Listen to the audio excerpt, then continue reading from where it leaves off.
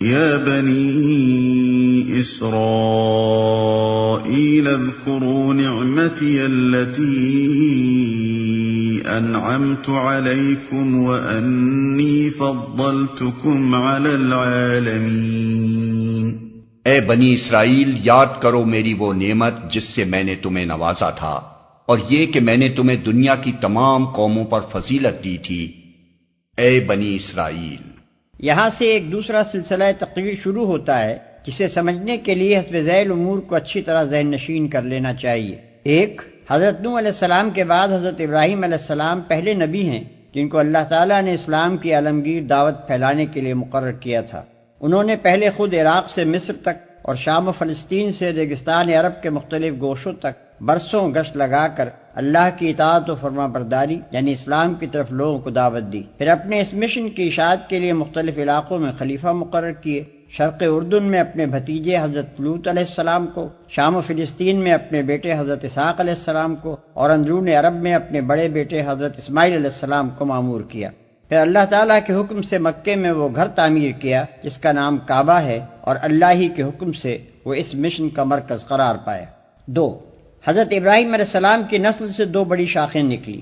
ایک حضرت اسماعیل علیہ السلام کی اولاد جو عرب میں رہی، قریش اور عرب کے بعد دوسرے قبائل کا تعلق اسی شاخ سے تھا، اور جو عرب قبیلے نسلاً حضرت اسماعیل کی اولاد نہ تھے وہ بھی چونکہ ان کے پھیلائے ہوئے مذہب سے کم و بیش متاثر تھے، اس لیے وہ اپنا سلسلہ انہی سے جوڑتے تھے۔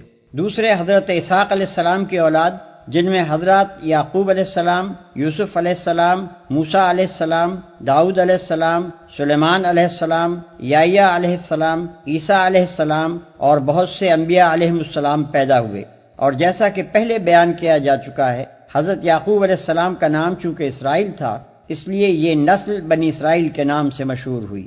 ان کی تبلیغ سے جن دوسری قوموں نے ان کا دین قبول کیا، انہوں نے یا تو اپنی انفرادیت ہی ان کے اندر گم کر دی، یا وہ نسلاً تو ان سے الگ رہے مگر مذہباً ان کے متبع رہے۔ اسی شاخ میں جب پستی و تنزل کا دور آیا تو پہلے یہودیت پیدا ہوئی اور پھر عیسائیت نے جنم لیا۔ تین، حضرت ابراہیم کا اصل کام دنیا کو اللہ کی اطاعت کی طرف بلانا اور اللہ کی طرف سے آئی ہوئی ہدایت کے مطابق انسانوں کی انفرادی و اجتماعی زندگی کا نظام درست کرنا تھا۔ وہ خود اللہ کے مطیع تھے، اس کے دیے ہوئے علم کی پیروی کرتے تھے، دنیا میں اس علم کو پھیلاتے تھے اور کوشش کرتے تھے کہ سب انسان مالک کائنات کے مطیع ہو کر رہیں۔ یہی خدمت تھی جس کے لیے وہ دنیا کے امام و پیشوا بنائے گئے۔ ان کے بعد یہ امامت کا منصب ان کی نسل کی اس شاخ کو ملا جو حضرت اسحاق علیہ السلام اور حضرت یعقوب علیہ السلام سے چلی اور بنی اسرائیل کہلائی۔ اسی میں انبیاء پیدا ہوتے رہے، اسی کو راہ راست کا علم دیا گیا، اسی کے سپرد یہ خدمت کی گئی کہ اس راہ راست کی طرف اقوام عالم کی رہنمائی کرے، اور یہی وہ نعمت تھی جسے اللہ تعالیٰ بار بار اس نسل کے لوگوں کو یاد دلا رہا ہے۔ اس شاخ نے حضرت سلیمان علیہ السلام کے زمانے میں بیت المقدس کو اپنا مرکز قرار دیا، اس لیے جب تک یہ شاخ امامت کے منصب پر قائم رہی، بیت المقدس ہی دعوت اللہ کا مرکز اور خدا پرستوں کا قبلہ رہا۔ چار، پچھلے 10 رکوعوں میں اللہ تعالیٰ نے بنی اسرائیل کو خطاب کر کے ان کی تاریخی فرد قرارداد جرم اور ان کی وہ موجودہ حالت جو نزول قرآن کے وقت ہی بے کموکاست پیش کر دی ہے، اور ان کو بتا دیا ہے کہ تم ہماری اس نعمت کی انتہائی ناقدری کر چکے ہو جو ہم نے تمہیں دی تھی۔ تم نے صرف یہی نہیں کیا کہ منصب امامت کا حق ادا کرنا چھوڑ دیا، بلکہ خود بھی حق اور راستی سے پھر گئے، اور اب ایک نہایت قلیل عنصر صالح کے سوا تمہاری پوری امت میں کوئی صلاحیت باقی نہیں رہی ہے۔ 5، اس کے بعد اب انہیں بتایا جا رہا ہے کہ امامت ابراہیم علیہ السلام کے نطفے کی میراث نہیں ہے، بلکہ یہ اس سچی اطاعت و فرمانبرداری کا پھل ہے جس میں ہمارے اس بندے نے اپنی ہستی کو گم کر دیا تھا، اور اس کے مستحق صرف وہ لوگ ہیں جو ابراہیم علیہ السلام کے طریقے پر خود چلیں اور دنیا کو اس طریقے پر چلانے کی خدمت انجام دیں۔ کیونکہ تم اس طریقے سے ہٹ گئے ہو اور اس خدمت کی اہلیت پوری طرح کھو چکے ہو، لہذا تمہیں امامت کے منصب سے معزول کیا جاتا ہے۔ 6، ساتھ ہی اشاروں میں یہ بھی بتا دیا جاتا ہے کہ جو غیر اسرائیلی قومیں موسیٰ علیہ السلام اور عیسیٰ علیہ السلام کے واسطے سے حضرت ابراہیم علیہ السلام کے ساتھ اپنا تعلق جوڑتی ہیں، وہ بھی ابراہیمی طریقے سے ہٹی ہوئی ہیں۔ نیز مشرکین عرب بھی جو ابراہیم و اسماعیل علیہ السلام سے اپنے تعلق پر فخر کرتے ہیں، محض نسل و نسب کے فخر کو لیے بیٹھے ہیں، ورنہ ابراہیم و اسماعیل علیہ السلام کے طریقے سے اب ان کو دور کا واسطہ بھی نہیں رہا ہے، لہذا ان میں سے کوئی بھی امامت کا مستحق نہیں ہے۔ 7، پھر یہ بات ارشاد ہوتی ہے کہ اب ہم نے ابراہیم علیہ السلام کی دوسری شاخ بنی اسماعیل میں وہ رسول پیدا کیا ہے جس کے لیے ابراہیم علیہ السلام اور اسماعیل علیہ السلام نے دعا کی تھی۔ اس کا طریقہ وہی ہے جو ابراہیم علیہ السلام، اسماعیل علیہ السلام، اسحاق علیہ السلام، یعقوب علیہ السلام اور دوسرے تمام انبیاء کا تھا۔ وہ اور اس کے پیرو تمام ان پیغمبروں کی تصدیق کرتے ہیں جو دنیا میں خدا کی طرف سے آئے ہیں اور اسی راستے کی طرف دنیا کو بلاتے ہیں جس کی طرف سارے انبیاء دعوت دیتے چلے آئے ہیں۔ لہذا اب امامت کے مستحق صرف وہ لوگ ہیں جو اس رسول کی پیروی کریں۔ 8 تبدیل امامت کا اعلان ہونے کے ساتھ ہی قدرتی طور پر تحویل قبلہ کا اعلان ہونا بھی ضروری تھا۔ جب تک بنی اسرائیل کی امامت کا دور تھا، بیت المقدس مرکز دعوت رہا اور وہی قبلہ اہل حق بھی رہا۔ خود نبی عربی صلی اللہ علیہ وسلم اور آپ کے پیرو بھی اس وقت تک بیت المقدس ہی کو قبلہ بنائے رہے، مگر جب بنی اسرائیل اس منصب سے باضابطہ معزول کر دیے گئے تو بیت المقدس کی مرکزیت آپ سے آپ ختم ہو گئی۔ لہذا اعلان کیا گیا کہ اب وہ مقام دین الہی کا مرکز ہے جہاں سے اس رسول کی دعوت کا ظہور ہوا ہے، اور چونکہ ابتدا میں ابراہیم علیہ السلام کی دعوت کا مرکز بھی یہی مقام تھا، اس لیے اہل کتاب اور مشرکین کسی کے لیے بھی یہ تسلیم کرنے کے سوا چارہ نہیں ہے کہ قبلہ ہونے کا زیادہ حق کعبے ہی کو پہنچتا ہے۔ ہٹ دھرمی کی بات دوسری ہے کہ وہ حق وقت جانتے ہوئے بھی اعتراض کیے چلے جائیں۔ 9 امت محمد صلی اللہ علیہ وسلم کی امامت اور کعبے کی مرکزیت کا اعلان کرنے کے بعد ہی اللہ تعالیٰ نے 19ویں رکوع سے آخر سورہ بقرہ تک مسلسل اس امت کو وہ ہدایات دی ہیں جن پر اسے عمل پیرا ہونا چاہیے۔ وَاتَّقُوا يَوْمًا لَا تَجْزِي نَفْسٌ عَن نَفْسٍ شَيْئًا وَلَا يُقْبَلُ مِنْهَا عَدْلٌ وَلَا تَنفَعُهَا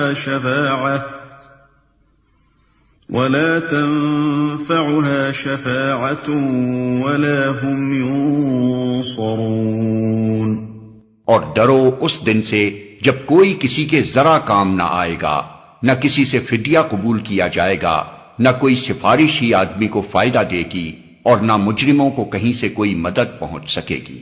وَإِذِ ابْتَلَىٰ إِبْرَاهِيمَ رَبُّهُ بِكَلِمَاتٍ فَأَتَمَّهُنَّ قَالَ إِنِّي جَاعِلُكَ لِلنَّاسِ إِمَامًا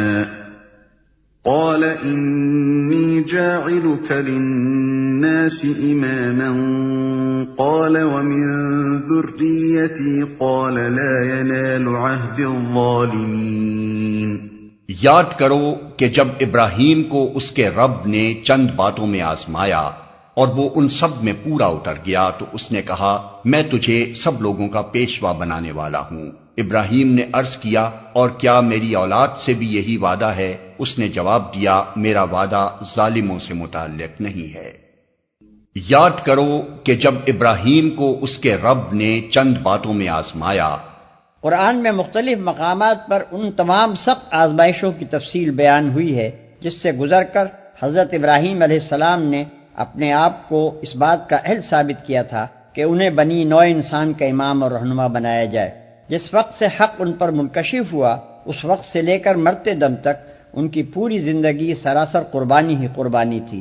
دنیا میں جتنی چیزیں ایسی ہیں جن سے انسان محبت کرتا ہے، ان میں سے کوئی چیز ایسی نہ تھی جس کو حضرت ابراہیم علیہ السلام نے حق کی خاطر قربان نہ کیا ہو، اور دنیا میں جتنے خطرات ایسے ہیں جن سے آدمی ڈرتا ہے، ان میں سے کوئی خطرہ ایسا نہ تھا جسے انہوں نے حق کی راہ میں نہ جھیلا ہو۔ میرا وعدہ ظالموں سے متعلق نہیں ہے۔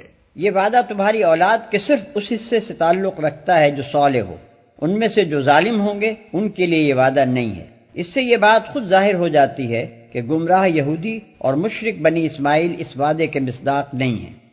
وَإِذْ جَعَلْنَا الْبَيْتَ مَثَابَةً لِلنَّاسِ وَأَمْنًا وَاتَّخِذُوا مِن مَّقَامِ إِبْرَاهِيمَ مُصَلًّى وَعَهِدْنَا إِلَىٰ إِبْرَاهِيمَ وَإِسْمَاعِيلَ أَن طَهِّرَا بَيْتِيَ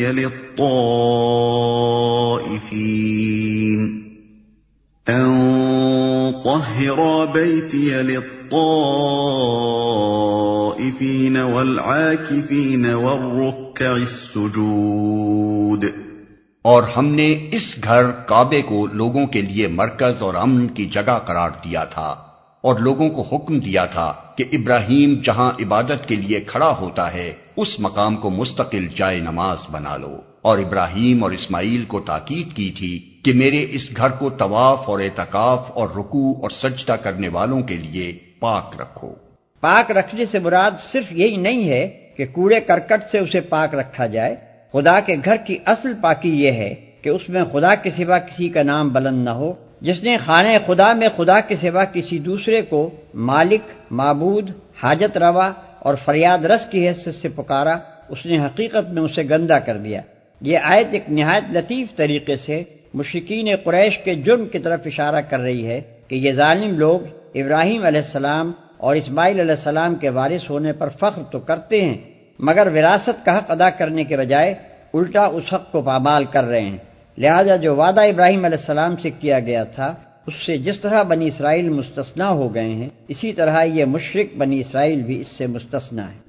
وَإِذْ قَالَ إِبْرَاهِيمُ رَبِّ اجْعَلْ هَٰذَا بَلَدًا آمِنًا وَارْزُقْ أَهْلَهُ مِنَ الثَّمَرَاتِ مَنْ آمَنَ مِنْهُم بِاللَّهِ وَالْيَوْمِ الْآخِرِ قَالَ وَمَن كَفَرَ فَأُمَتِّعُهُ قَلِيلًا ثُمَّ أَضْطَرُّهُ إِلَىٰ عَذَابِ النَّارِ وَبِئْسَ الْمَصِيرُ۔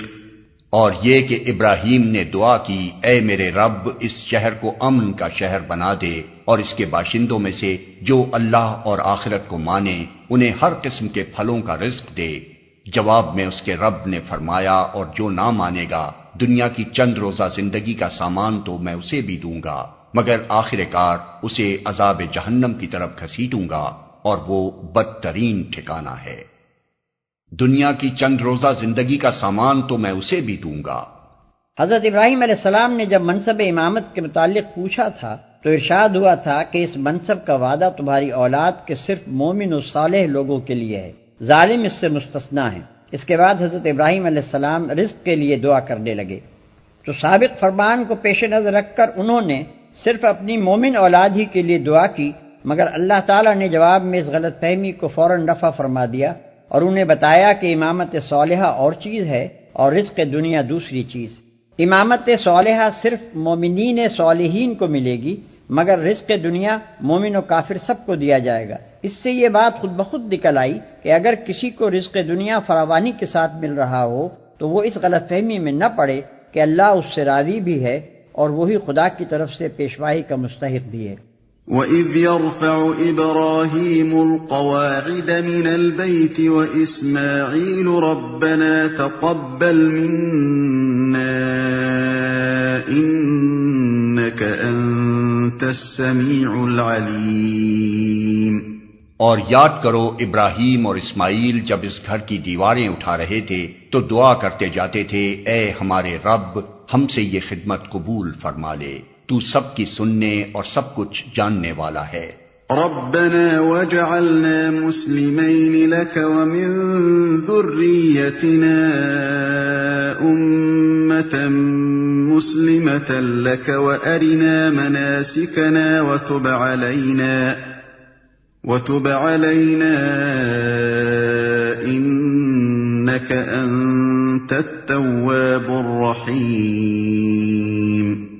اے رب ہم دونوں کو اپنا مسلم بنا، ہماری نسل سے ایک ایسی قوم اٹھا جو تیری مسلم ہو، ہمیں اپنی عبادت کے طریقے بتا اور ہماری کوتاہیوں سے درگزر فرما، تو بڑا معاف کرنے والا اور رحم فرمانے والا ہے۔ ربنا وابعث فيهم رسولا منهم يتلو عليهم آياتك ويعلمهم الكتاب والحكمة ويزكيهم إنك أنت العزيز الحكيم۔ اور اے رب ان لوگوں میں خود انہی کی قوم سے ایک ایسا رسول اٹھائیو جو انہیں تیری آیات سنائے، ان کو کتاب اور حکمت کی تعلیم دے اور ان کی زندگیاں سنوارے، تو بڑا مقتدر اور حکیم ہے۔ ان کو کتاب اور حکمت کی تعلیم دے اور ان کی زندگیاں سنوارے۔ زندگی سنوارنے میں خیالات، اخلاق، عادات، معاشرت، تمدن، سیاست، غرض ہر چیز کو سنوارنا شامل ہے۔ تو بڑا مقتدر اور حکیم ہے۔ اس سے یہ بتانا مقصود ہے کہ محمد صلی اللہ علیہ وسلم کا ظہور دراصل حضرت ابراہیم علیہ السلام کی دعا کا جواب ہے۔